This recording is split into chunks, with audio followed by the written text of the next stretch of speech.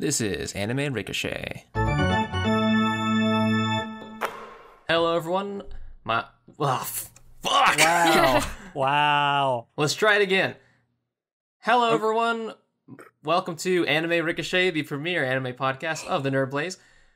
My name is Jeff. With me, as always, is a man with a slender body that would look really good in a ballroom. His name is Jacoby, also known as Kobe. Welcome, Kobe. Thank you, Jeff, for having me, as always. I do want to wear some of those ballroom dresses because they just look elegant. Same as I. And we also have a special guest today. My girlfriend. Her name is Tori. Welcome, Tori. Hi, everybody. Hi, viewers. Hello. Welcome Hello. Hi, to our podcast. There's a third person. It's weird. Yeah. We're shifting the dynamic a little bit. We're introducing some new surprises. Yeah, we figured since the anime we're going to be talking about today has to do with a lot of couple stuff, we'd bring in a couple. I mean, That Kobe you and are I a part are of. a couple, you know, but then there's Tori as well. Yeah. She's another couple. You know, two couples. We got two couples. Exactly. Two is better than one, I say. Yes. Well, if you haven't deciphered it by now from the amazing hints that we gave, we're talking about a ballroom anime known as Welcome to the Ballroom. As you can imagine, it's all about ballroom dancing. And you might be wondering, is ballroom dancing a sport? According to this anime, yes, it is. You bet it is. According to everyone else, I don't know. Is it a... I don't know, but they tell you a lot in the anime that it is dance sport. Yeah. So, Dance sport. It must be a sports anime. Do you guys consider it a sport? Did you guys consider it a sport beforehand? I don't think so. No, I didn't. What about you? I think there's some competitive dancing to it. I didn't think it was as thorough and in depth as like they made it out to be, but now I know. Look at this anime enlightened my mind. I mean, if Karuta is a sport and that just deals with like swiping cards and stuff, I think dance is that is a definitely very sport serious for sure. sport, sir. Yeah, that's what I'm saying. It's like a benchmark now. Karuta is a sport, therefore a lot of things can. Ballroom be sports. dancing is a I sport. mean, it has a lot of the things. It has a lot of the things that sports are made up of. You know, practice and working out and being rated based off of certain aspects Yeah, and certain trials. physical coordination, and Winners, losers. Yeah, okay. Yeah, and the show itself definitely follows kind of a sports anime arc, I guess. But yeah, let's just go right into the discussion, shall we? Is everybody ready? Sure. I'm ready. Okay. So, Welcome to the Ballroom is a Japanese anime based off of a manga series of the same name. It was written and illustrated by Tomo Takeuchi. And to look just a brief search up of Tomo Takeuchi, I think this is the only thing he's ever done so far, like in terms of manga and anime. Okay. Could be wrong. I only looked at 2 sources, so I don't know. I could be wrong. We're real serious up in here, Tori. If you didn't realize. Yeah, we're professionals. Yeah, I mean, you guys definitely do your research. The anime television series was produced by Production ID, or IG, and it premiered on July 8th, 2017. There are 24 episodes, and the manga is still going on. Production IG, if you don't know, I'm pretty sure it's a pretty big production studio. They're known for things such as Psycho-Pass and Ghost in the Shell, and one of my favorite video games, Tales of Symphonia. So they've got some powerhouse stuff behind their name. Yeah. Overall, so it's surprising that it came out so recently in my mind because I think it just looks like an older anime. Really? That's interesting. I completely disagree. Well, we'll Tori. get into the animation. Yeah, Tori, what do you think? Does it look old? So I know we're not gonna delve into this very well, but I agree with both of you. Let's just say that. Amazing. Wow. Well, we will get into the animation aspect later on, but we usually kick things off by talking about the characters. Yeah, Kobe, what do you think of these characters overall? What do you think of the cast? The cast itself, I think they have moments of, where I really like them, but I think overall this cast of characters isn't that well developed as much as I want them to be. I thought as soon as they start devoting time to certain characters and they basically shuffle them out of the story to introduce some new characters, and then they start to become interesting, but then they switch back to the old characters. So overall, I wanted more from a lot of these. What about you guys? Tori, what do you think of the characters? I definitely agree with that. I think starting out, at least the main characters, they're all kind of flat and boring. Mm-hmm. But Fair. who are those main characters, by the way? Well, you've got the main man, Tatara Fujita. He is a guy who is adrift at sea in the beginning of the anime. Doesn't know what he's going to do with his life. And by a chance encounter, he is introduced to the wonderful world of ballroom dancing. And that is... that's our gateway to enter into this world. Because he just wants something that he can say he loves doing. Yeah, and Tatara Fujita himself is...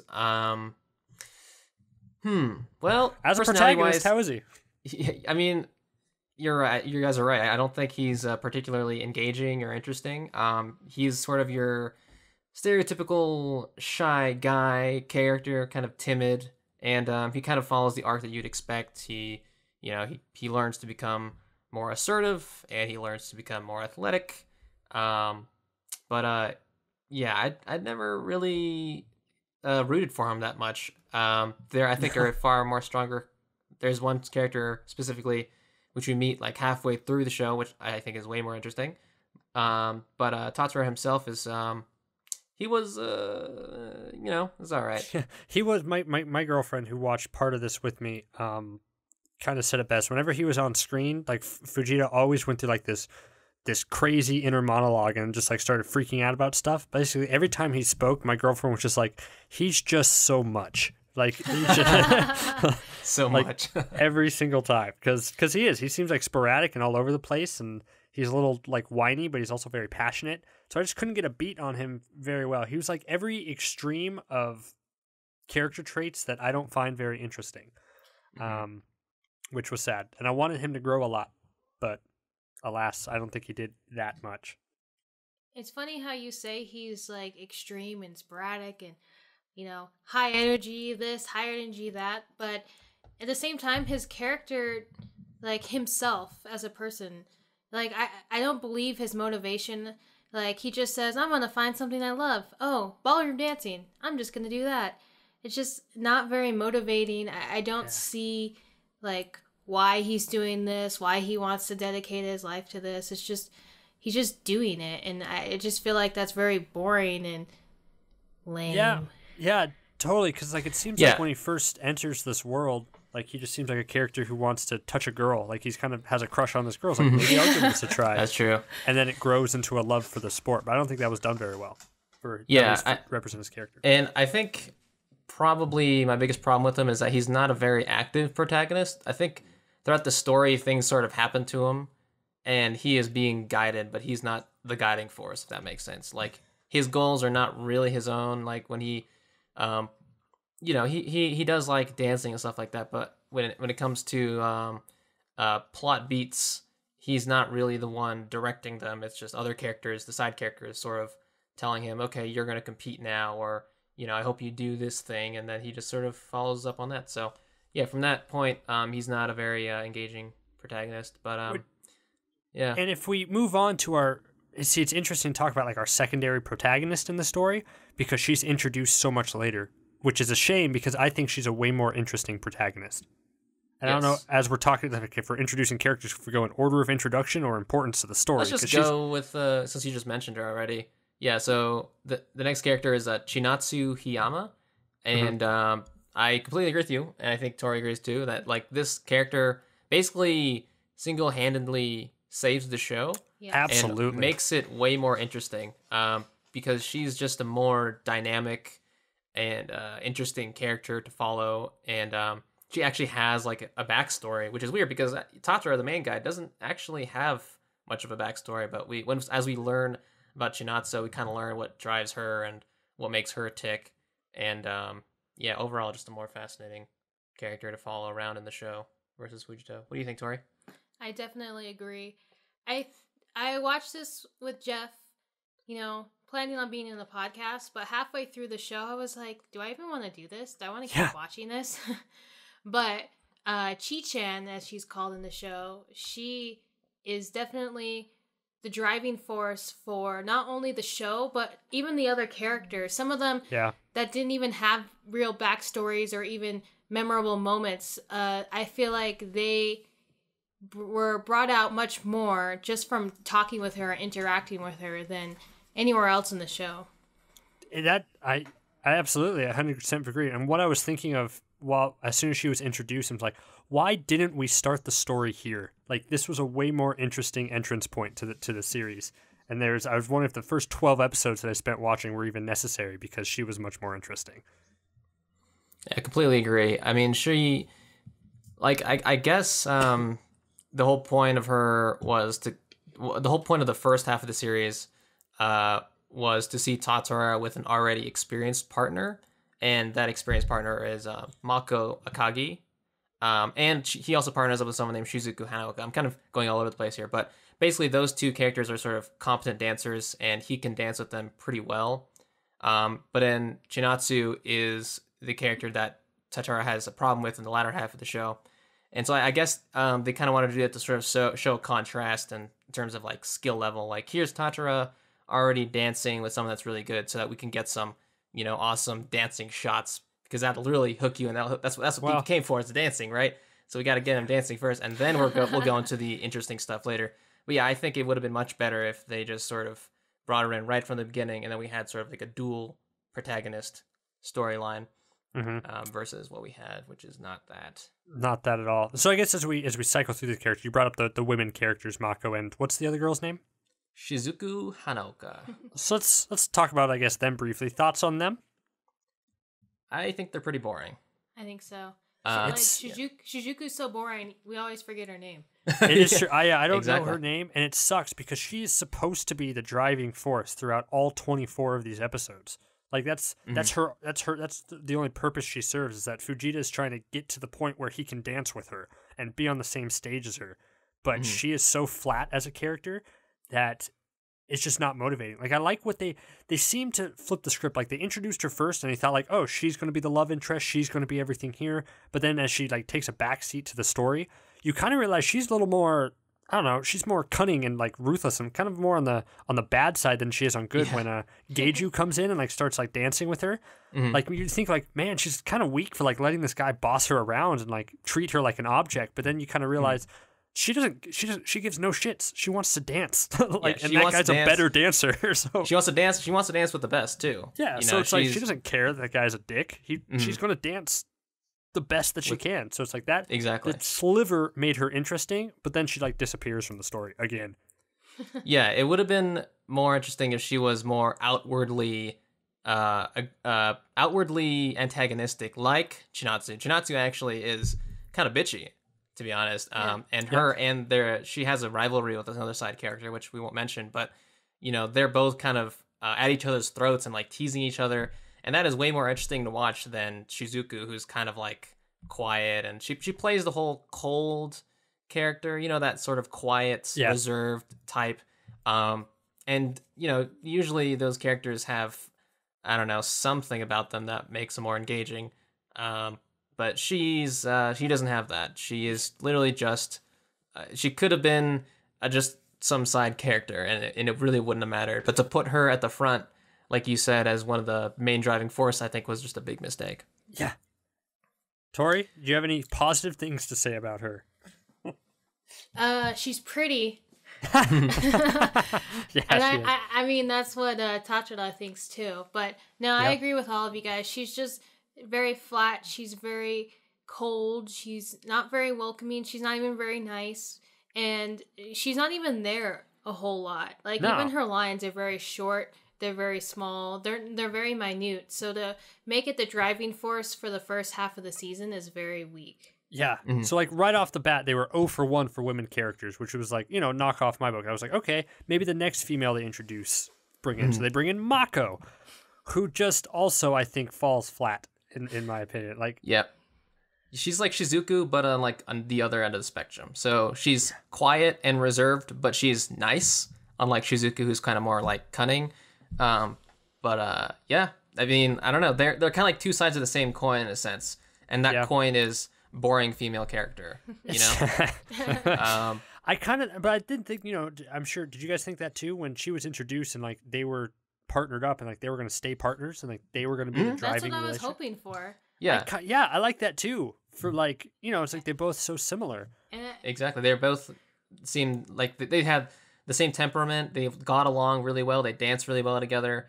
But for some reason, there's this plot point where like Tatara wants Shizuku to get away from her partner, which was partnered with Mako. So basically, if he got his way, then he would be separated with Mako, who is the partner that he's dancing really well with. Yeah. And so it's like, I don't. Why? It's confusing. Exactly. Yeah, it's very confusing. Especially because Gaju, which is Mako's brother, is very abusive. Like I kind of feel bad for Mako that she has to be stuck with this aggressive, mean person. Like, why does she want to be dancing with him? Yeah, and that's the end of her arc, as she goes back to dance with him. Like, and that's like they both learn a lesson, and I realized that you realize at the end, like, oh, that's the arc, that they both had to learn to be better, to come together, to start dancing very much, like to start dancing together as like a pair. Even though the show just spent like 4 episodes telling us why they shouldn't be together, like dancing, like why they weren't compatible at all, and then they're just like, no, I'm going to stick with him. It's like, oh, exactly. Okay. I think they would have pulled it off better if we saw more of Gaju's journey. So I guess we can talk about Gaju. So Gaju is Mako's partner. Gaju and Mako are siblings. Gaju is basically like this aggressive guy. He's very upfront, in your face, intense. Like I always say, like you can tell what a character's gonna be like by the color of their hair. So his hair is orange, so bright orange. So yeah, very fierce guy. And that whole arc about them trying to learn to be good for each other, we only really see that from Tatara and Mako's point of view, but throughout that whole point, Gaju doesn't really change as a character. So by the time at the end, when they actually do match up with each other again, when they reunite, it doesn't feel as impactful because really only Mako has learned something, but Gaju's still the same. So which makes it seem like Mako was in the wrong for not wanting to be abused by her brother.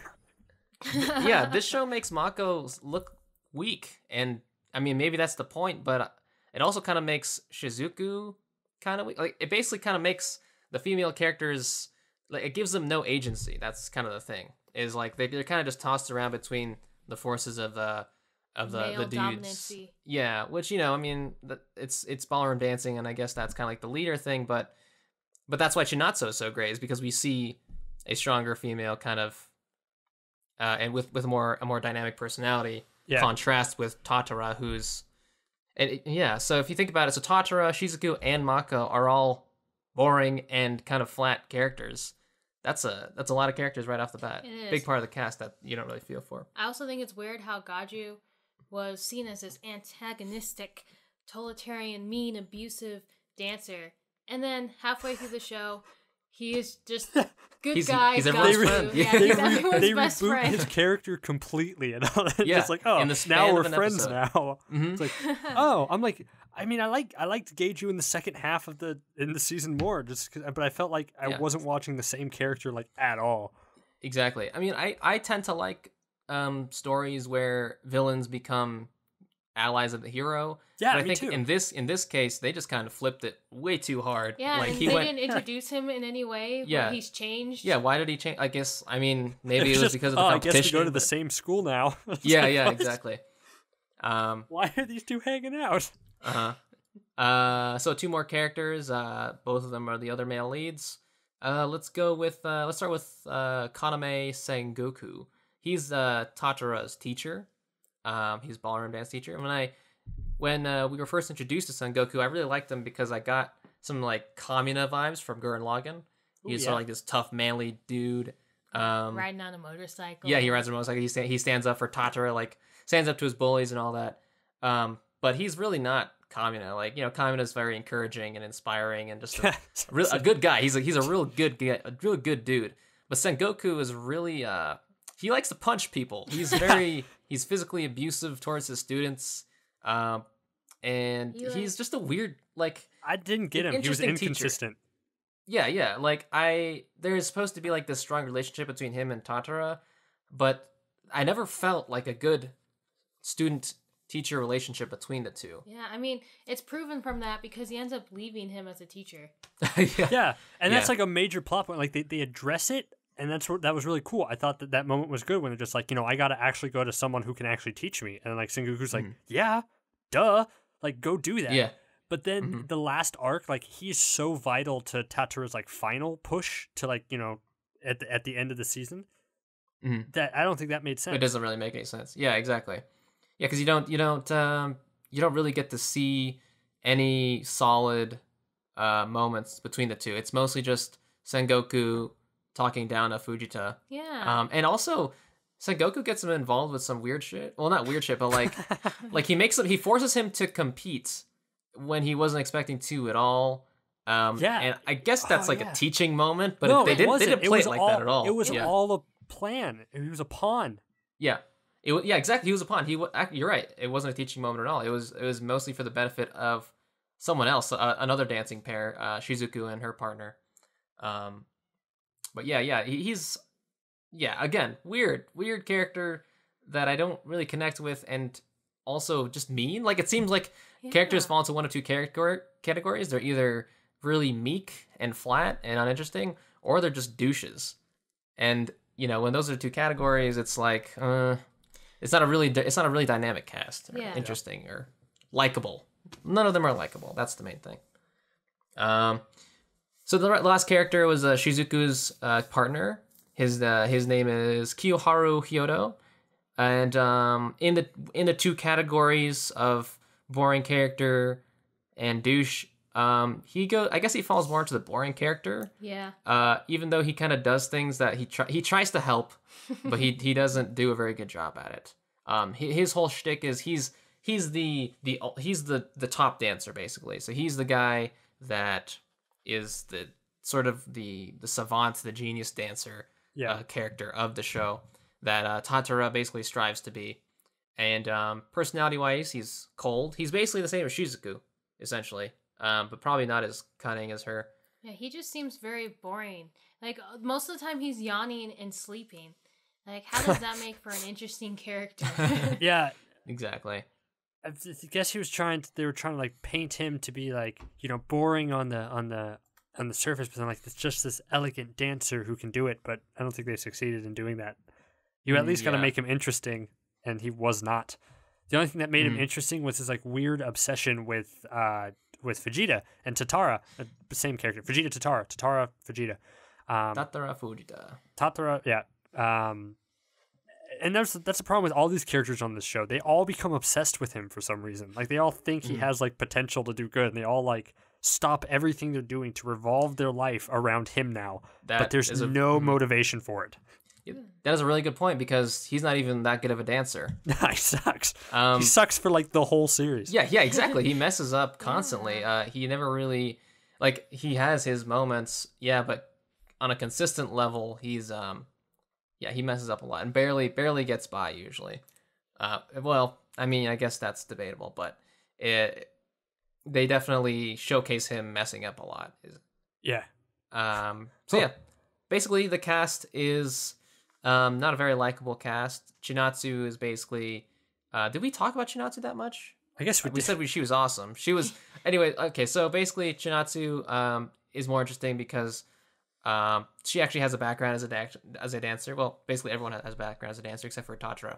But again, she's more aggressive. She's more dynamic, and her arc with Tatara's arc works perfectly because Chinatsu was a lead dancer. Because quick ballroom dancing fact: apparently, when you're a young ballroom dancer, there's not many guys around, so a lot of girls fill the guy role. So she was one of those dancers. So she's a really good leader, but now she has to take a following role, whereas Tatara is a weak leader and has to man up to the leader role. So I thought that was a very good. That's great. I love that together. I mean, that's two characters on separate arcs who have to meet in the middle or like switch perspectives. Yeah, and if the whole story was just that, it would have been, I think, a lot stronger and a lot better. I agree. The only thing I'll say about Chinatsu is that she came in as a bitch. Like. Yeah, she is a bitch. Yeah, like, why would Tatara want to dance with her? She was so mean. Well, he didn't have any options. That was the whole thing. I guess so. There was no one else, basically. I guess there's not a lot of women. But the whole point of the show, it's like they kind of stress the fact that like every good partner, it's like you have like rivalry with. Like his hero Sengoku is like his partners, like they fight all the time. Like they bicker and they fight and they literally beat each other up. And it's like horrible. So it's like you need that conflict, you need that fire. Mm-hmm. But you know. Yeah, and another weird thing too is I found it confusing how Chinatsu herself. Oh, actually, no, never mind. I was gonna say I found it confusing why she decided to dance with Tatara, but I actually remember why. It was because her rival was sort of poking at Yeah, her. But anyways, yeah. Again, she has a backstory, not just with dancing, but with another character. So she has an existing relationship, an existing rivalry, which we get into, and the more we peel back the layers of her character, the more invested we are in her. And again, that's weird because Tatara doesn't have any of that. Yeah. We don't get to learn anything really about Tatara's backstory, what really makes him want to dance, other than it makes him happy, which, fair enough. But Yeah. it's just not very interesting compared to Chinatsu's. So to sum up here at Anime Ricochet, all the characters in Welcome to the Ballroom suck, except for Chinatsu. We're all Team Yes. Chinatsu over here. Pretty Team much. Chinatsu, best girl She is. Chinatsu. Yeah. So yeah, those are the characters. And generally at this point we move into basically the general sports anime, the sports itself, the Sports animation. itself. All right. Let's go into the sport itself. yeah. Ballroom. Yeah, the sport itself, Ballroom. How is it- I have how a is it question for you portrayed? guys. Go ahead, Kobe. What is the difference between the waltz, the tango, the quick step, and the Viennese waltz? The pacing? The Viennese. The only thing I can answer is, I think the only thing explained is the Viennese is like the waltz, but like simpler or something. Is that what they said? I don't know. And that is my problem with the sport on the show. Yes, that is a very big problem, I I think. agree. They don't really delve into the intricacies and the details and the differences between the 4 different dances that they cycle through over and over and over again in the show. It seemed like they were going to, because the very first dance that Tatara learns is the what's it called? The square, the box circle, or something like that. box. The box. Yeah, the box. that's like the move. That's in Yeah. the It's waltz. that's a standard move Yeah. for the waltz. And that was the very first episode. I thought it was a really cool scene because you learn very basic steps, and it's sort of like they go into how your hips have to swing like a pendulum. You have to take a big step out and then rise to the top. And I thought that was a really cool scene, and it made me think, wow, if every episode kind of builds off of the simple dance moves and we learn more complex moves and stuff, what a great way to learn about ballroom dancing. But no, we don't really learn much about it. I'll be honest. I'm watching all these sports animes so then I can lie and say, I'm adept at sports. Like I can say I can do all That's these the things. goal. That's the goal of the show. So we don't have to actually play sports. But we don't know anything about ballroom dancing. No, it's a shame because I think that I mean, maybe this is just me, but ballroom dancing is just, it's beautiful. It's gorgeous. You want to learn how to do it. You want to be learning with the characters how to dance, how these steps are, and even like the actual dancing, they don't really showcase that a lot in the show. And I had high hopes for this anime. Like I wanted it to be like Yuri on Ice, when Me every too. time where you would see the whole showcase the whole dance, and you could be like, wow, that's just beautiful. You could see the improvement in the moves itself because you get to see the whole entire dance. But instead they shorten it with, I mean, maybe the budget wasn't that high for them to do all those moves, but I was really hoping for a lot more dancing. But that shouldn't be too much to ask for in a dancing anime. And I was in the same boat. I was really excited for this anime. I think it was one of the first ones I suggested when we were like researching the show. I'm like, let's do the ballroom dancing one. Yeah, And when yeah. it was left off the list, I'm like, where's the ballroom dancing one? I was so excited for this one. And I'm just disappointed in the lack of dancing. Yeah, and it might, Yuri on Ice is a really good looking anime, and that's sort of the benchmark, and sort of the only, I guess, comparable thing that we've seen so far, sort of this performance art sport. Yeah, that's a good way to And describe it. the way they animate the dances in this show is they basically show a few moves, and then they show like one cut of them, like some freeze, like some still image of them in some like beautiful God, position. yeah. And then it's like, oh, look at how beautiful they are. But then they dance for a little bit, and then they cut again, and it's like another still. So yeah, it's not like a flowing. You don't really get the sense of like the flow of the dance because they're constantly cutting, and you don't really even hear, like I think you mentioned this. You don't hear the music that they're dancing to. It's definitely like background music overlaid to the dance scene that is being Moves danced that to don't other fit. music. Yeah. Yeah, it's and I think this is showcased a lot in the actually the first opening I like the first opening's song like a lot. Actually, love think it. it was really I love catchy. it. But it wasn't going to what was on the screen, which kind of pissed me off because I was like, man, this would be so sick if they just animated it to the music. And isn't that dance like, going to the music? I feel like that's important in a show about A little dancing. bit. To the show's credit, it does get better. Like they They as do. the show goes on, like in the second half of the season, like the dances become a little more dynamic and like fluid. But Yeah, it's just- they showcase a little bit more dancing in the second half. I was like, oh, they got a budget increase. yeah, they did for like some reason. Again, Chinatsu is just the show saver because as soon as she was introduced, the dancing became better. Coincidence? I think not.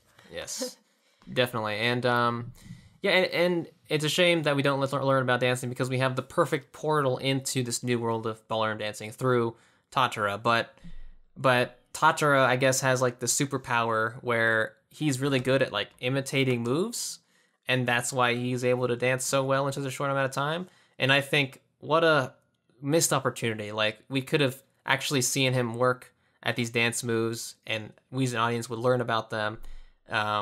But no, it's just Tatara comes in, he's new, and now he's dancing in competitions. It's like, and they dropped that superpower like kind of halfway through. Like I don't think they mentioned that like he could spot them and like redo it. Yeah, like, that's true. That becomes so unimportant.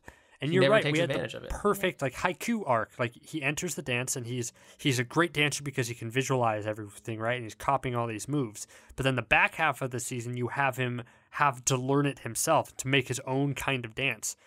Because like, and that's they say that to him multiple times. It's like I want to see your dance, Tatara. Like, and they never do it. They don't follow through.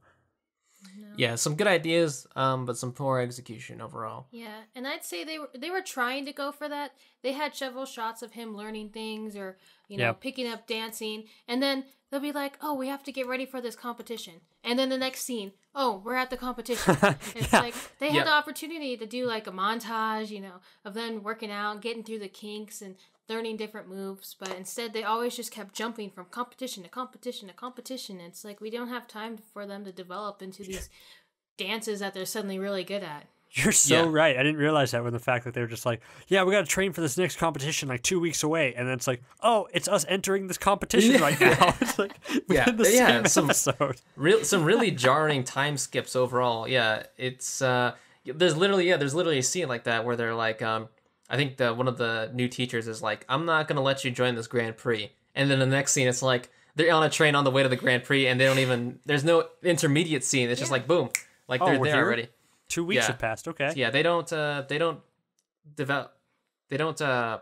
dedicate the proper amount of time for us to see Fujita to learn these dances, and thus we don't really care about what happens to him in these competitions because there's really no stakes. Like there's no, we didn't really see him actually learn anything. He's just good at it. So I guess nothing really matters. Yeah. It's just But he's like not really good at it. That's like he keeps progressing like and regressing throughout the show. Like all of a sudden he's really good, but then he like sucks again. Like he just can't get down. He seems to have learned a lesson that allows him to dance, and then it seems like he immediately forgets that. And like he's back to being bad and not being able to lead or follow or do whatever he needs to do in the moment. Like he learns it for like quickly to end the episode, but then the next episode the same conflict arises. exactly. And he can't do it again. And that's part of why I think about when he goes into these competitions. I'm like, why is he even doing this? He shouldn't even be competing. He's only been, it's been a year since the end of the anime that he started. Yeah. Like, I don't believe that he could ever place in any of these competitions, so... Yeah, I know it's like the point like of like the show you need to have him in these competitions, but it's like I thought it was real big plot contrivance when he joins like the competition. I think like in episode like 16. So I think it's the Grand Prix. Yeah, it is the Grand Prix, the first one, where he enters because he wants to be on the same floor as like Geiju and the girl and Hayudo, and all these people. Then he shows up and just like, oh, they're all not here. They're all at the training camp in Italy. Like, yeah. Well, like that was a good moment, like in that moment, but it's just like you couldn't. That's a weird way to get him on that floor. Mm-hmm. Like you didn't know that all these people were not in this competition. You texted them and said, "Hey, I'm going to see you at this competition," but they didn't text back, so that's why he didn't know. Like, who's this?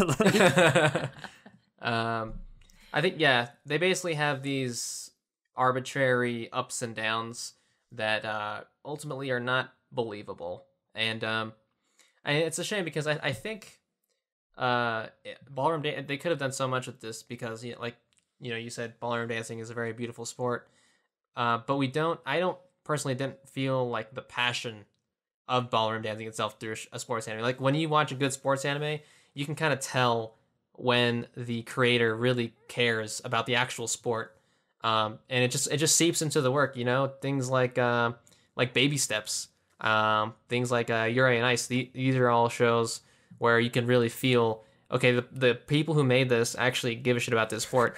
They know what they're doing. Yeah, but this one, it seemed like ballroom dancing fanboys and girls or something. Like they like it, but they don't really know much about it. And that's kind of the sense that I got from it. And that's probably the root of all the issues, is because we don't really, it's not created by someone who actually learned how to ballroom knows dance how to or ballroom something. dance. Yeah, exactly.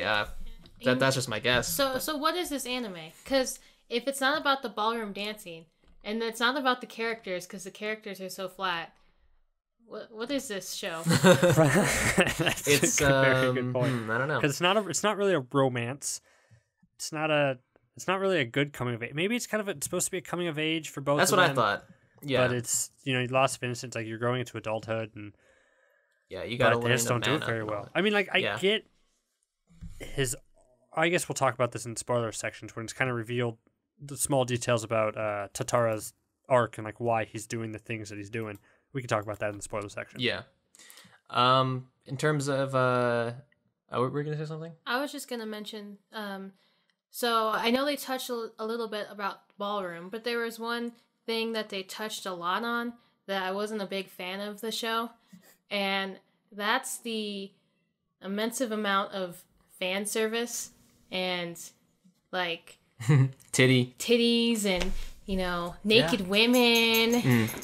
Yeah, and I have some mixed feelings about that, because on the one hand, I can kind of get, like, this is ballroom dancing. This is men and women rubbing up against each other on the floor, so there's got to be some kind of, like, sexual element to it. But on the other hand, it's like, they could have, I guess, been more classy about it, because at the same time, ballroom dancing is about elegance and beauty. Yeah, being refined. And they do show a lot of that. They do show a lot of beautiful dresses and beautiful women, but it is sort of, like, undercut by the fan service. Especially that's so for weird characters too. Like it kind of, and just interesting, some odd moments, I guess is what I'm trying to say. Like it kind of sabotages the whole. It sabotages the whole beauty image. You know what I mean? It does, by like making it like kind of pervy at first. Like just like Coach Miyasa is like as a character herself, and like in the second episode where he walks in on the girl who we can't remember her name. Oh, I can't remember her name. In like the dressing room, Shizuku. I only know her name because it's right in front of me. That's right. They walk into her in like in a dressing room. It's like, is that necessary? Like maybe I kind of get that because it's like him. He wants to be a part of this. He wants a relationship. He likes this girl a lot, and he finds her really attractive. But overall, every joke that Coach Miyasa had with like that showed her like bodacious figure was just like, this doesn't fit with how this anime is like progressing Exactly. like, at all. What Like, about, what about that scene when the coach Senjoku is like felt up by like ball grabbed by that one dude? Oh yeah. Oh yeah. Yeah, but that was such such a Kevin Spacey moment. It was just Kevin Spacey moment. That shows that it's just like this show. I don't know if it was like that was like homophobic because they were like real against like it's like they make this gay character like super flamboyant, like totally different, and then they run away. And while he's running, because they make him do that totally extravagant. He was grabbing thing, the balls. He was grabbing the balls, but then they run away like with the words like "I don't understand you." Like that's It's like I guess they don't know what gays are in Japan. They don't know. They don't. It's like what? Yeah, it's weird. What is a that gay? was weird. That is true because I realized that moment had no impact on the rest of the story. Like, we never saw that back. guy again. He's supposed to be like Sengoku's rival, but I don't know. They do that a lot. Those scenes where they don't matter, they don't make a difference. They're just there, and surprisingly, there's a lot of it. Like if it was like maybe once or twice, I'd be like, okay, it's funny. But how many times are we going to see Coach Marissa's boobs and guys bleeding out their nose? Coach Marissa's always wearing like a tight dress. Yeah. I really would have liked like more like not like adult as in like dirty, but adult as in like mature discussion about how the dance is supposed to be passionate and like kind of sexual in nature and stuff, and you're supposed to you're entering that with like a partner. Like it's supposed, but there's like a mature way to do it, and then there's the way the show did it. yeah. There's like, that's exactly right. I know exactly what you mean, and I wish they kind of took the approach of and Baby Steps is one that we watched recently, but I like that show for how it handled the way it portrayed Natsu in that anime. So in that anime, Natsu's supposed to be like the cutest girl in school and stuff, but she's not, they're not indulgent about her titties or butt. They kind of, they show her beauty sort of in like a very, just a, maybe, I guess mature is one way to put it, but just in a very like non-pervy way. You know what I mean? Like there's more ways to find a woman attractive other than just like this, like sort of hypersexualized way. And I agree. It would have been much better if they sort of kept to the tone of beauty and elegance, but with like an undercurrent of mature sexuality, Yeah. But then again, they're teenagers in high school, so I guess that's probably why. And also, it's an anime. That's true. So okay, that leads us into the animation, right? Yes, the animation. Okay, so I think the animation is beautiful. Like there's a lot of really great shots in this anime, and I know we shit all over the actual dances themselves, but if the anime didn't look as good as it does, then I think it would have been much worse. I mean, we don't see a one shot of them dancing and all that. Yes, we do see a lot of stills, yes, but in those stills and in those short moments, I think there is a lot of very pretty looking things on the screen that I think really elevated the quality of the show, actually, just from the animation alone. Tori, what about you? So I'm a 1 for aesthetics, and this anime was pretty aesthetically pleasing. Like, the animation itself, like, not even just the stills or the parts where they're dancing, it's still pretty good too. The characters look good, they're drawn very well, and then when they go to the dancing part, it's all just like beautiful. The dresses are flowing, and they use a lot of imagery like water and flowers, and they make comparisons to people like the vase and the barrel, and I'm like, that's really good imagery. Like that's something that you normally don't compare, and it's the flower in the frame. Yeah, flower in the frame. Yeah, that was cool. So I think the animation is working well for the anime. Yeah, I'm so torn on it, to be honest. I get there's like with it this sharpness, and it's kind of like, and like in a way it's like ugliness, but I don't mean it's hard to explain. It's like ugliness, but it's like not ugly. The way it's so like realistic and like sharp lines and exaggerated, like there's like a weird haunting beauty to it, like in the sense where it's like makes it really intriguing to look at.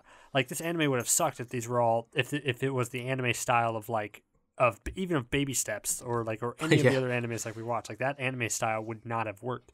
But there's still something so just like kind of scary to this anime, and like I don't know if that's like appealing to me or not. Like because like I'm just I really don't know how I feel about it, to be honest. Yeah, and I think I know what you mean, and I think that's definitely a conscious stylistic decision, because I think there's definitely a clear difference between when they're off the dance floor and when they're on the dance floor. When they're on the dance floor, their limbs are really long, their neck, their arms, the bodies of the females are arched to insane proportions. The colors are very sharp, and the lines around the characters are very defined. But I think that's on purpose, because it's supposed to showcase the almost magical world of ballroom dance. You're supposed to feel like you're in this alien world that is sort of, beautiful but also scary in its intensity and all, and like the expressions on their faces. They can be like there's definitely some scary smiles. Like whenever they're smiling as they're dancing, they sometimes look very scary. They look scary. But I think that's the point, is like that's how intense they can be when they're dancing, and I like it for that. I like that there's a clear distinction when we're in the ballroom dance world on a competition, and when we're just sort of dancing around for funsies or for practice off the competition floor. Yeah. So I appreciate the style from that perspective. Yeah. I wouldn't go as far as to say that the rest of the design, besides the dancing, is not that good. I really like it when they first... Yeah, I didn't think it's not. I didn't say it wasn't that good. I just think it's different. Yeah. Like it's not as sharp as when they're actually competing. My favorite animation that's not the dancing is when they first introduce Tachira into dancing, and when he's watching somebody dance, and Sendoku is watching him watch him dance, and you could see in Tatara's eyes, like him shifting back and forth, really concentrating on that, and just the detail in those eyes is really incredible. That's a good point. That is true. That is very true. There's a lot of detail in the sharpness. Yeah. I don't think any other anime style would have worked for this anime, so I got to give it props for that. That it was different. It's like we may have shit all over like a lot of this anime, but it's like I think it's at least going to be a memorable one aesthetically. Like just for the sense of like why it's the way that it looks is just going to stand out to me. Exactly, and the other element that I think makes it hold up is the music. I think the soundtrack in there is very good. I like the opening songs, I like the closing songs, but also the songs in the show itself, combined with the animation and the way they directed it, and the way they edited it and all that. I think it really makes for the really. First half, I would even say the first half, because the first half has that great scene with Tatara and Mako when Tatara basically showcases Mako exclusively with the whole flower in the frame scene. Oh, flower in the frame. And there's like flowers, yeah. Okay, like flower petals, like flying everywhere. Yeah, and so the great animation compared with the music, I think makes moments that could have been pretty pedestrian, and it elevates it. It takes those moments and elevates them to something a lot more interesting to watch, and something that actually made me feel something. You know, like the characters, I don't give a shit about them, but like the actual moments, like the sort of dancing moments that are done well musically and animation wise, really had an impact on me. Did you guys like the first opening or the second opening more?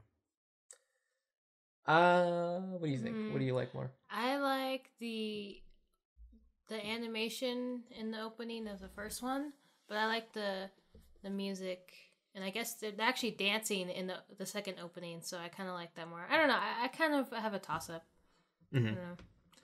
I like the second OP more, just because it's more consistent.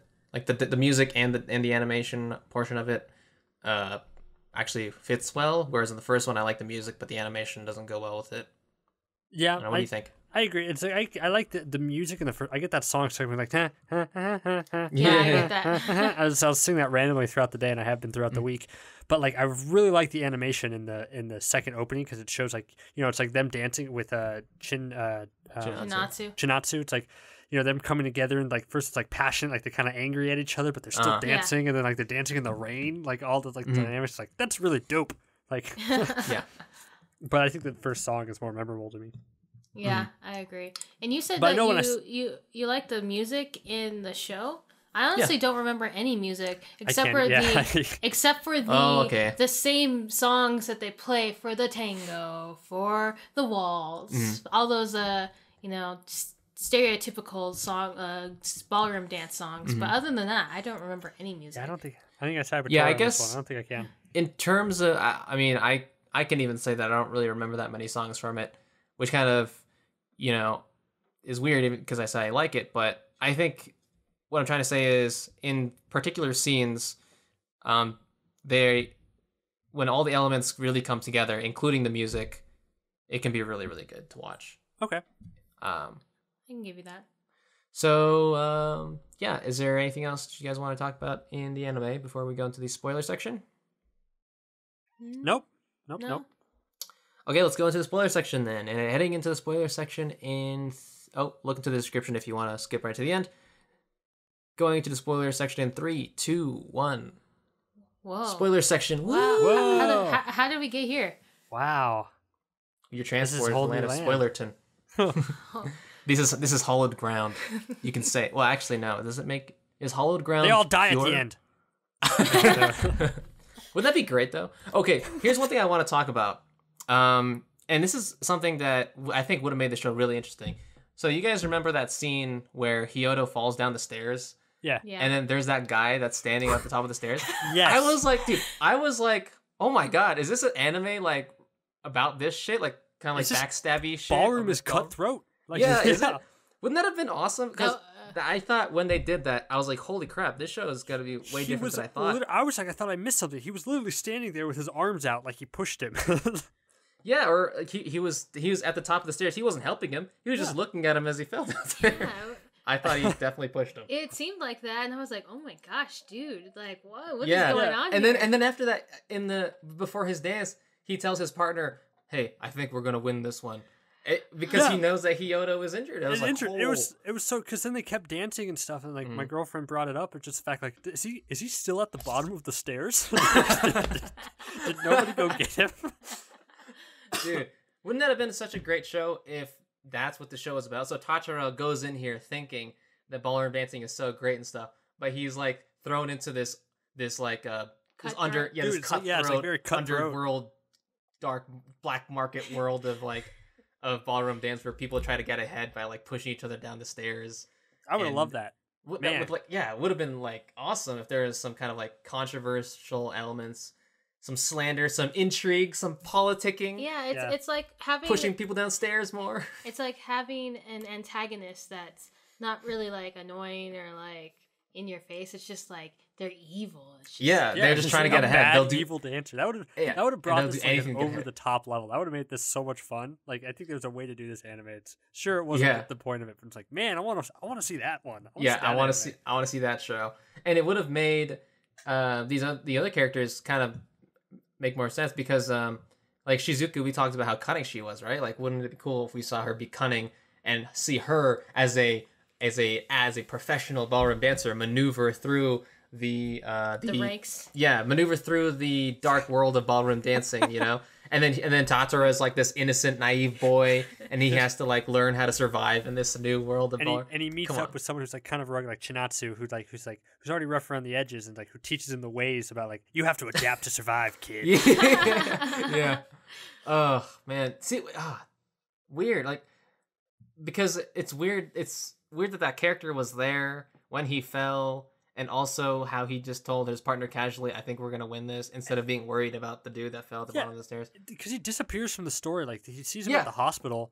And, like, he's like, I And brought melons. Like, yeah. And I thought he was going to be a recurring character, but he just... Nope. He he fell down. We don't even know his name. Yeah. He's not even on this character page in front of me. They introduce him as, like, a fact, like, oh, he's, like, the number 2, or, like, he's really good. But you think he would be more... Man, they do that a lot in the show. They introduce characters and then we never see them again. Yeah. I think, which brings me to like the problem. I think overall it's like pacing. I think pacing is the show's biggest killer. Like as we mentioned before, with like the jumps between times, characters that are introduced and then drops, and the pacing issue leads me to like I think one of my favorite. I guess if we want to transition to favorite moments, can we do that? Sure.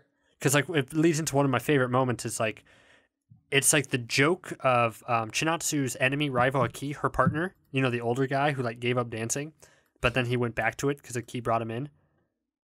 You know that dude? Wait, what? You know, Masami, the scary looking dude. No, is he scary? It's like her partner.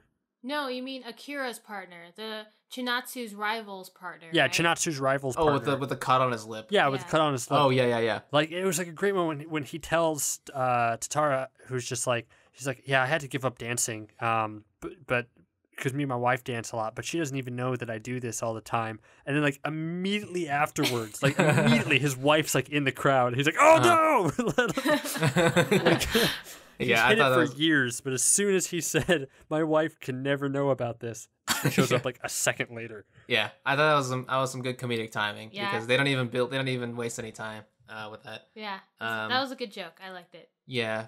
What's your favorite moment? My favorite moment. You know what? I was gonna say that as my favorite moment. Oh really? That one. Oh really? Just one joke, and then like the wife is just there in the audience with their ugly kid. Oh yeah. What's up with that kid? Later on, they showcase the kid. Like they have a weird close up of the kid. Yeah. Like she's staring Fujita down. Yeah. Ugh. Yeah. Such a scary kid. My favorite moment would have to be that scene that we talked about earlier with Fujita and Mako, when Mako is the flower in the frame, and it's just like this whirlwind of yellow petals is just surrounding her, and I just thought that was a really great shot. And one of the scenes in the anime where it made me want to keep watching just for moments like that. You know, the characters are kind of like but there are some really just visually pleasing things to see in this. You know what wasn't visually pleasing?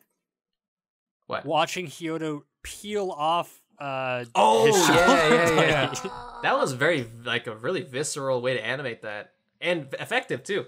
But it wasn't effective for Tachira. Oh yeah, Yeah, And just there's basically that messed weird him up. thing. There's that weird thing about Hyoto where he tries to help, but then things don't go as planned. That's the which through I line thought for was- his whole character. Like he does that Yeah. every single time. Yeah, I don't know what's up with that guy. Yeah. That's how they made him interesting. They're like, oh, how do we make this guy interesting? Let's make him help, but actually fuck things up. What do you guys think of? I guess it sucks that we have to speak about him in the spoiler section, but he doesn't play an important part till the very end. It's basically the antagonist of the series. Second half. Of this second part, Mina, Masami? Masami, yeah, Yeah, Masami Kugimiya. Kugamiya. yeah, I thought he was a great antagonist because, and here's the thing about the show too, is we learned a lot more about these side characters than Tachira or even the rest of the cast. We learned Yeah. about Chinatsu, we learned about Masami, we learned about his partner, we learned about Chinatsu's rival, who and Yeah. the dedication of time and detail we take that the anime makes to get to know these side characters is not given to the main cast, which is Yeah. so baffling to me because these side characters are really interesting. Like Masami, for instance, Kugamiya. He's an interesting character because we usually don't see characters in sports animes that are experienced, like are decades more experienced than the main character. So Yeah. I think that's kind of unique about this show is that you get to see really old dancers alongside really young dancers, and Masami is definitely an older dancer, and we see his whole life, 12 years of dancing, and We do. he has a very downtrodden existence, but is very interesting to watch because he's basically kicked down his whole life and he's still trying to dance despite it, which I thought was really inspiring and His just a really whole- great character. It's sad. His life is so sad. It is so sad. He's just trying so hard, but he can never be that good. And he goes away from his teacher who's been teaching him for years, but is not the best for him. At the very end, he's not even that good. And he just wishes this truck would kill Oh, him. yeah. Oh, that's the saddest line in the whole series, where it's just like, I just wait for somebody to murder me because I'm too scared to commit suicide. Like, that's Yeah, and Jesus Christ, dude. There's that great shot where like the truck's about to hit him, and it zooms in on his mouth and he smiles. Yeah, and he's like he's waiting for yeah, that. he says like finally or something. Yeah, like yeah. that. He wants to get rid of Dance, but Thinking about it, I think that's the best episode. I think that backstory, I loved his character itself because he's such a great foil to Tatara and Chinatsu. Because because Chinatsu and Tatara are just like, you have to work together. You have to be like this equalness. You have to give and take at the exact same. But if the bat, what's his name? Kugami Kugamiya. or Kugamiya. Yeah, Kugamiya. It's like, no, it's all about the leader. Like the partner isn't anything. The partner's weight in your arms that you kind of guide yourself. And I love how the show represents that by not having her speak for like almost her entire thing until like the very end. Mhm. Like, I think that's just like such a cool visualization of him not thinking his partner means anything, like until the very end when she starts speaking and stuff. Then you realize, oh, his way of thinking isn't wrong. It isn't evil. It's just it works for them. It's the old way of thinking. Like he's not a bad guy. Yeah, it's their dancing is also different as well because Tatara and Chinatsu are sort of these new up and comers and they've got kind of like their own unorthodox way of doing things. But Kugamiya is sort of clinging to this old way, almost in a sort of fatalistic way, in a way that sort of maybe is leaving himself behind. But he clings to it because he's doing it for his old teacher, who was the only one that believed in him when he was a kid. Yeah. And it's just so much more fascinating. Yeah. And I wish the main cast had a fraction of the interest we don't that even we had get for any, Masami. We don't even get any flashbacks from any of the main cast. Yeah. Like We get we see them as kids, but they're still good dancers, and that's it. yeah. The We get- flashbacks aren't that interesting. They aren't, because I think as we move to like our main character here, it's like, okay, I think I figured out why what this whole story was about, but it took to like the very last episode when we get a brief flash of his childhood. Do you guys remember that from the flash of his childhood? Yeah, it's Yeah. when his mom was leaving him, right? Yeah, so So- it's like, you get it now. Everything kind of clicks. Like, it's like, look at me, because his mom literally left without like looking back, like at all. Ah. So that's why, and it's like, Yeah. but they didn't foreshadow that. that really at all, except for the fact that his Exactly. dad seemingly was there alone. Mhm. But that's such an important character moment. Just like, oh, it was supposed to all click into place. But since the steps weren't there before that, it was just like, oh, okay, that's why he does it. Like, it would have been preferable, I think, if they put that at the very beginning, honestly, because I don't think there's any point to waiting till the very end to reveal that. I think if we put that at the beginning of the show, then we actually can connect to Fujita and actually care about him as he's going through all these trials and tribulations in ballroom dance. And also, it makes sense because these relationships he's developing with these female characters is sort of like a representation of maybe the relationship that he never got with his own mother. Yeah. So you're right. It all makes sense. It all connects. They had missed opportunities to have him flash back, without having his mom. Even like moments in his time now, maybe he could, trying to call his mom and talk to her, but she's not picking up the phone. Or seeing moments with his dad where they talk about their old relationship or something like that. It would be great to have like his mom come to like, I know it's like kind of cheesy, but have his mom come to his final match or something like in that final thing. Instead of Sengoku being like him, like, man, Sengoku inspires me by lying about being here. It's like, I want to see his mom. Yeah, and I'm sure they're saving that for the next season. I think they will have another season. Well, there's still so much, like the manga's still ongoing, and I think there's a lot of stuff they could still mine from the show, like Latin dance. They didn't do any Latin dance. I think they'd be cool if they did some Latin dance in the next season. Sexy moments. I just can't. I didn't understand the final push. Like, I guess the arc at the end. Like, I felt like I didn't understand the final. I don't know what I'm trying to say. I felt like every episode, those last like 3 episodes or so, they crossed the hurdle. They suddenly became a good working unit. But then the next episode, oh no, the next dance, we're back to sucking. Like we're back to not being this, and they have to break through that wall again. There's a cool scene of her like busting down doors. Like I like that. Like that was cool. Yeah, that's a cool imagery. But it's like I didn't understand what that led to. Like I don't know. Maybe I just wasn't paying attention enough. I agree. I think the final moment when the two of them were synced up was in that cool visualization where Tatara's like naked, and then like this big flower appears on his chest, and then Chinatsu like bursts from his chest and she's naked. I mean, I like the visualizations in this show. I wish somebody who never watched this anime before just watched that little like gif and it's like, what the guess what fuck this is this anime? Yeah, guess what it's about. I think that was the moment when they were finally in sync, but there's really no explanation for why, other than I guess it just took them that long to get there. But yeah, but they kept saying episodes before, it's like, oh, we're in sync now. Oh, we're dancing more. Like, oh, I'm following him. Like, I don't know. I have a question for you guys. Okay. Since we're still in the spoiler section, do you think they should have won first place? You already know my thoughts on it. I think so.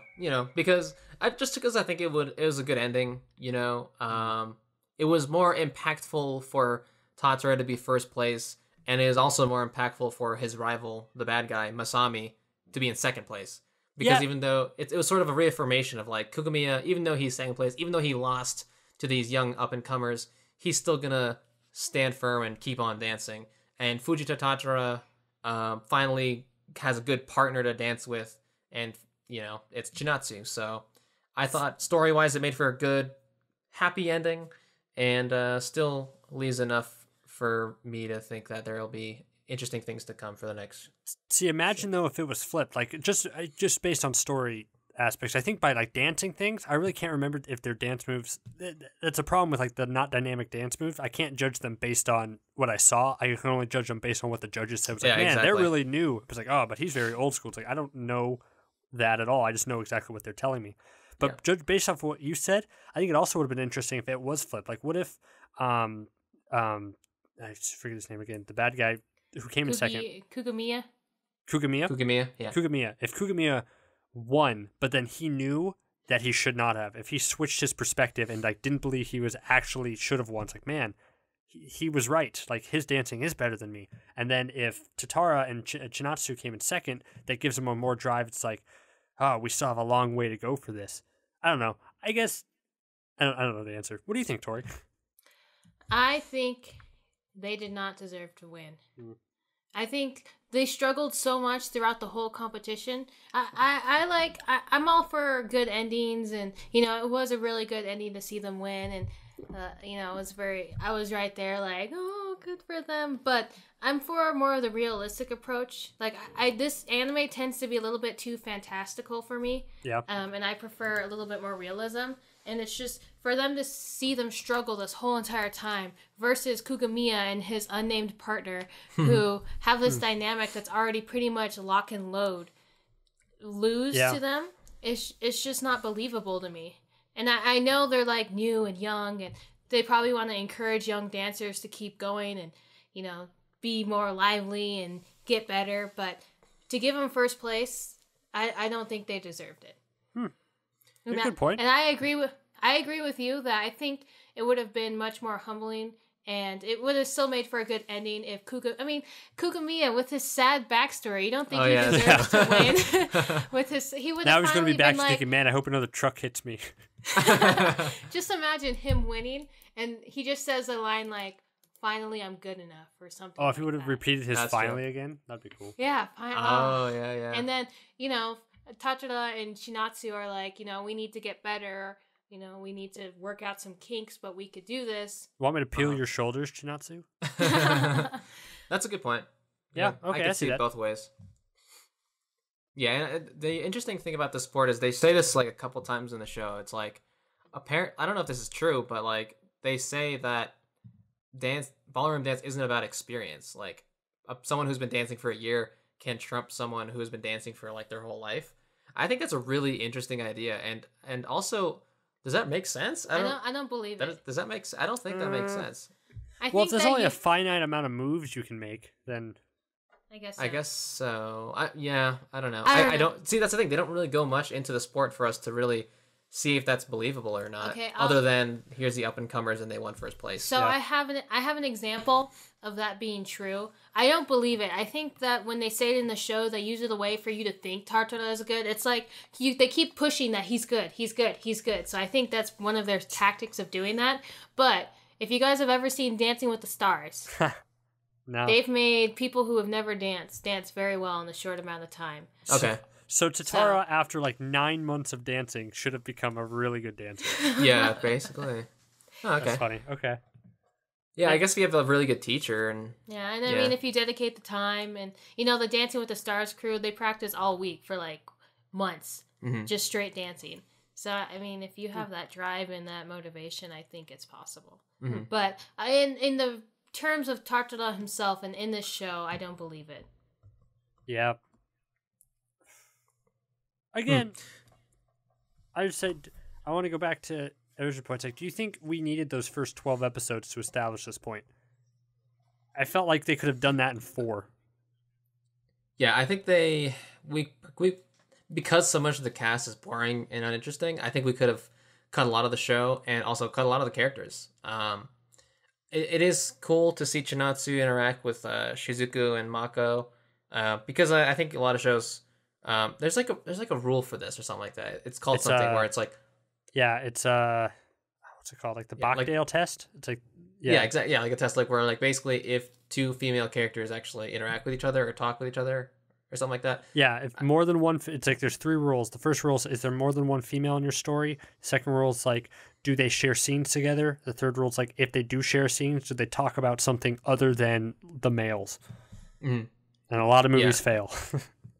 Does that pass that test then? I think so. I think because they talk about dancing in general. Yeah, they also talk about like leading, like what's the role of a ballroom dancer. Oh, that's right. And I that's my favorite scene is when Chinatsu and Shizuku and Mako are all together talking about like their different dynamics and like what the role is of a dancer or of a leader versus what your role is as a woman. It's just, I think like that makes Shizuku and Mako much more interesting because they didn't address any of this before. Yeah, they actually get to show their inside knowledge of and prowess of dancing. But yeah, like I said, I think you could get away with cutting a lot of the characters and maybe making like a really tight 12-episode anime with some really, maybe put all the budget into the actual dancing animation so that we see like maybe like a one shot of them actually dancing a routine or something. Yeah. Although it might also just be the nature of ballroom dancing, because I saw some ballroom dancing videos on YouTube and it's like, yeah, a lot of times it's a lot of dancers at the same time on the same floor. And so to show all of that all the time and to focus on just one couple, moving through the ballroom, I think that would have been really expensive. Yeah, it's fair. That's true. But it would have been great. It would have been really great to see if this was a movie or something. Maybe they could have done it that way. Yeah, Ooh, yeah. I mean, there's shots of them having dance scenes by themselves, and that's really what I wanted to see. Just them two, themselves dancing, so we could see as an audience how much they've grown and how much they've learned. Mm-hmm. Yep, that would have been a better anime. Mm-hmm. Yep. All right. There's also, I think my other favorite scene is when Mako was wearing fake cups. And then, they just kind of, fly everywhere. And then it trips up everyone, and they're the only one standing. Which actually turns out to be really good for them. I thought that was an interesting tactic. Anything else you guys want to talk about in the spoiler section? Okay, this is a major spoiler, but it's not really a spoiler. But it's a good place to have it, then. Yeah, why did the teacher suddenly get hot and skinny, and then suddenly she lost all that weight? I mean, she gained all the weight again. The fat chick, yeah. She was fat, and then she was hot, and then she became fat again. Yeah. Is that a thing in anime? No, I don't. I've seen. Yeah, it happens in. I've seen that in 2 other animes. I've seen that in Food Wars. Okay. With did you watch Food Wars? No. No. Well, one of the brothers gets thin and fat really quickly, and then it happened in Chihara Faru in the second season. In the first season of Chihara Faru, the queen that she fights against. Oh yeah, no, we saw that. That was in the first season. She gets chubby again, and then the next time you see her in the second season, she gets skinny again. What? So it's a weird anime thing. We should keep track of that. Our podcast should just be about tracking weight gain and loss of these characters. Yeah, that's weird. I don't know the reason for that. I don't know. It was just so random. Okay. Mm-hmm. It's for the lulz. Yeah, that's a good point. It's good. Yeah. That's it. That's it for my spoiler section. Okay. Yeah, I think me too. Okay, let's get a spoiler section in 3, 2, 1. We're back from spoiler section land. Woohoo! We're at the end of the podcast, and this is when we are. Well, first, before we do this last part, I guess I want to add just one section to this. It's the fact that if we're doing these things about sports animes and we're watching sports animes, I want to ask you guys the question: does this make you want a ballroom dance? Oh yeah, that's a good question. That's not fair to ask for me because I've always wanted a ballroom dance. Okay. Yeah. Same here. I've also had an interest in ballroom dancing. We should go ballroom dancing sometime. Oh hey. Hey, look at that! I brought you two together that way. So what we could do is we could ballroom dance and then reevaluate this anime and based on our experiences. Yeah, and see if you're actually the leader and I'm the follower. And what did this teach you about ballroom dancing? It's sweaty. Aesthetics. Oh, it's sweaty. It's so sweaty. It oh is my really god, sweaty. there's so much sweat. I think the main point that they tell you about ballroom dancing in this anime is that it's all about aesthetics, and I think that's and about your suit. They get a little bit into even your suit. If your suit isn't cut very well, you're gonna be cut from the first 2 rounds if you don't look that good. If you're not wearing some good shit. But yeah, if I were trying to imagine myself in a position where I don't really know anything about ballroom dancing, and I had no desire to, I can't imagine that this show would make me want to ballroom dance. In all honesty, just because it didn't really spur much. Didn't really talk about the sport itself that much. It made me want to have nice posture though. Oh, it really did. I've been sitting at chairs differently. I've been standing. Yeah. Good lord. Shoulders back, long neck. Man, I wish somebody just punched me in the stomach.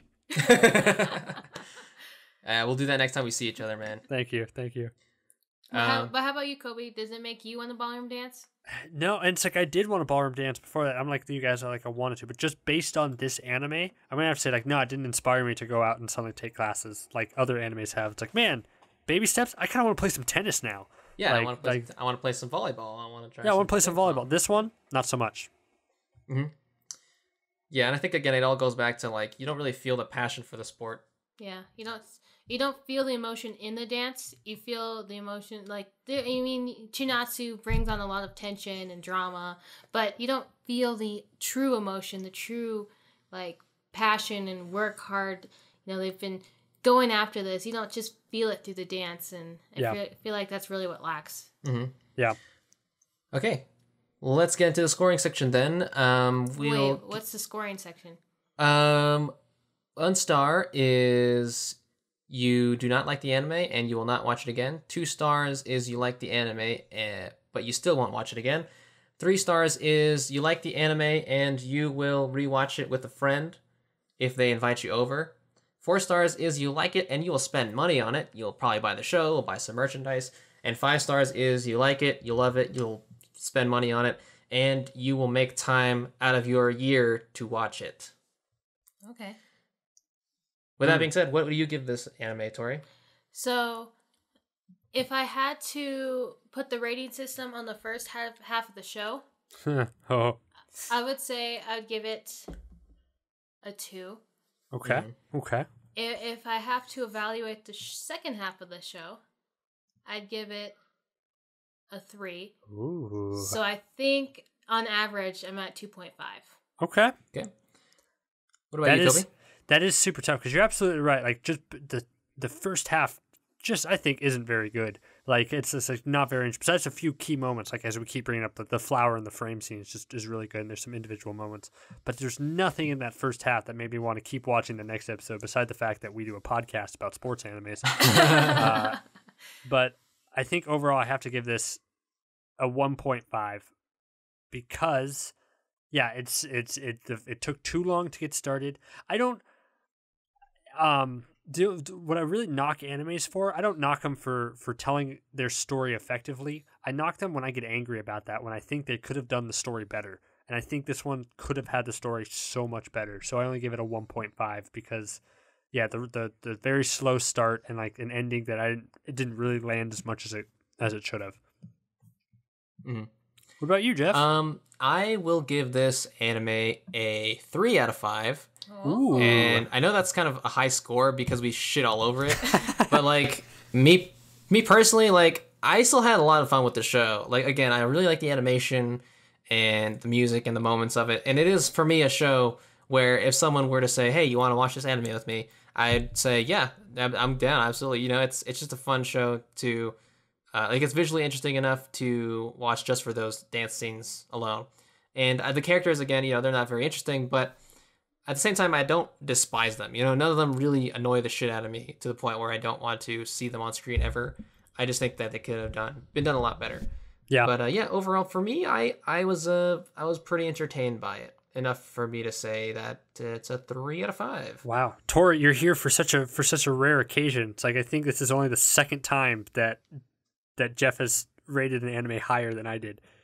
Wow, you know. Oh yeah, that's true. Yeah, Kobe usually hates. I am a. Or no, I usually hate stuff more than you do. I am a frequent lizard. I am a Wait, frequent what? listener of Anime Ricochet, and I agree. I've really never heard you rate an anime higher. Usually, I consider you, Kobe, as the coddler of animes. That's very true.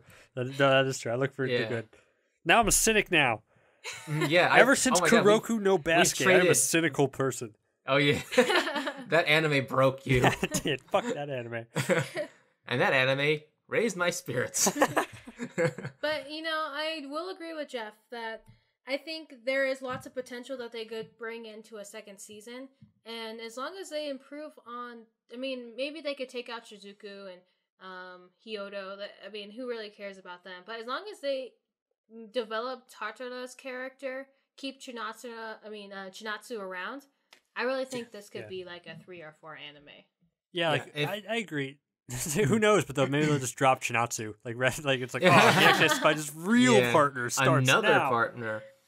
If a second season ever comes out, I will be there to watch it. That's a good question. Tori, what about you? I think so.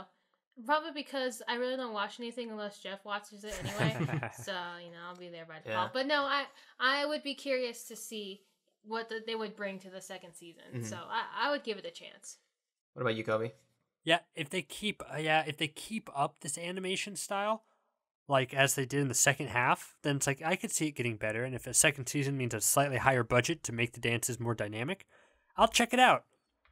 Mm-hmm. If I have to watch it on a schedule, I might not hit that schedule in time, but no, for sure, yeah. Well, it might be one of our special season 2 discussions. We did Baby Steps 2. That's only on our website at nerdblaze.com. But yeah, so we did it. We're at the end of the show now. Did you have fun, Tori? I did. I think we performed a tango. You know? Yes. Or I guess what's a dance that 3 people can participate in? I don't think there is. Oh. Dude, I wish that's the next season. I wish it's like now a third person comes in. That would be insane. Dude, I totally yeah. thought. Okay, I guess we're done talking about the show.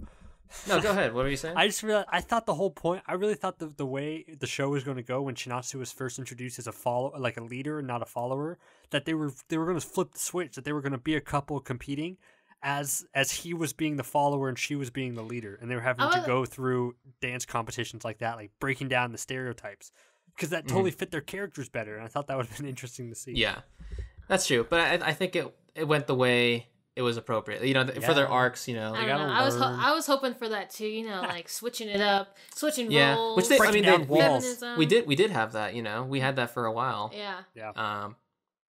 Yeah. Okay. So yeah, where can they find us, Kobe?